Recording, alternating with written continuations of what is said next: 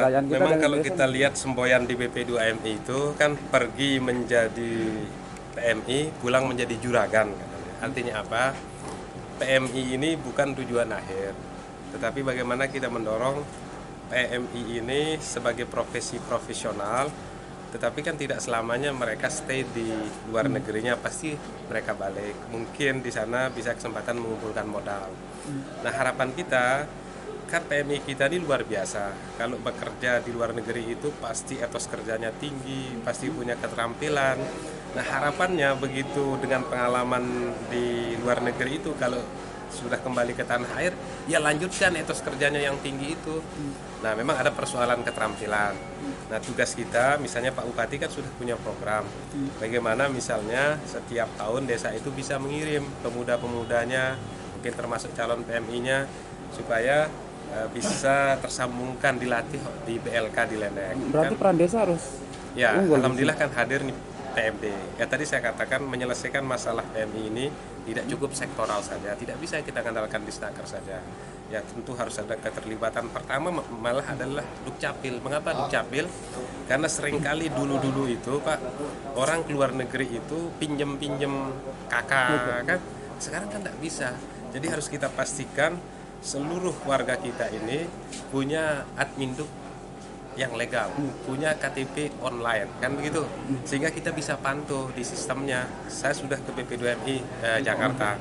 Kalau PMI kita prosedural, Pak, kondisinya, keadaannya, di mana dia bekerja bisa kita pantau. Itu yang sedang kita upayakan. Data yang ada di BP2MI bisa kesambung dengan comment center kita yang ada di Kominfo. Upaya Lalu yang kedua, desa pasti. Nah, kalau misalnya dalam desa itu anggaplah desa Jenggi. Oh, di desa Jenggi ini ternyata PMI-nya banyak. Tentu harus ada keberpihakan pembangunan desa itu ke klaster keluarga PMI ini. Ya, karena kalau tidak kita perhatikan bisa menjadi sumber masalah. Tadi juga kita melibatkan koperasi UMKM. Dan ini banyak fasilitasi modal kepada UMKM. Nah, kita cek juga keluarga-keluarga PMI yang ada UMKM-nya, mungkin lebih kita prioritaskan karena jumlah mereka banyak. Upaya kita terkait dengan PMI kita yang banyak yang ilegalnya, apakah ada nanti penekanan dari Pemda sendiri? Wah, ini kita harus bersama Pak, tidak bisa sendiri. Artinya kan orang sekarang katanya unprocedural ya, bukan ilegal lagi. Artinya pertama kita harus berikan keyakinan bahwa mengurus prosedural itu tidak berbelit-belit.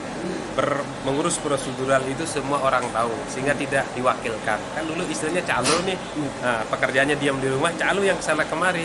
Nah, dengan mengurus langsung, tetapi pada saat dia mengurus langsung, tidak boleh birokrasi ini berbelit-belit. Nah, itu yang sedang kita diskusikan, apa yang harus kita pangkas, apa yang harus kita permudah, kan begitu. Sekarang ya misalnya mengurus KTP saja bisa lewat desa, ada namanya aplikasi Bakpia, bikin adminduk via WA. Ada bakso, bikin adminduk sistem online. Itu desa, di print juga di desa bisa. Kalau kakak dulu kan orang antrian, sekarang bisa di print di desa. Jadi itulah yang kita maksud, terus memberikan kemudahan-kemudahan terhadap yang namanya izin, terhadap yang namanya persyaratan-persyaratan, sehingga siapa saja warga negara kita ini yang berurusan dengan birokrasi ini tidak mesti diwakili, dia bisa hadir langsung. Nah, kalau sudah itu terjadi, maka kita bisa menekan yang prosedural, yang unprocedural ini. Karena unprocedural itu ada anggapan yang prosedural ini berbelit-belit. Nah, kesan prosedural yang berbelit-belit inilah yang harus kita terus sempurnakan supaya lebih sederhana, supaya lebih manusiawi. Kalau upaya kita ya PMI yang sering disiksa di luar negeri itu gimana?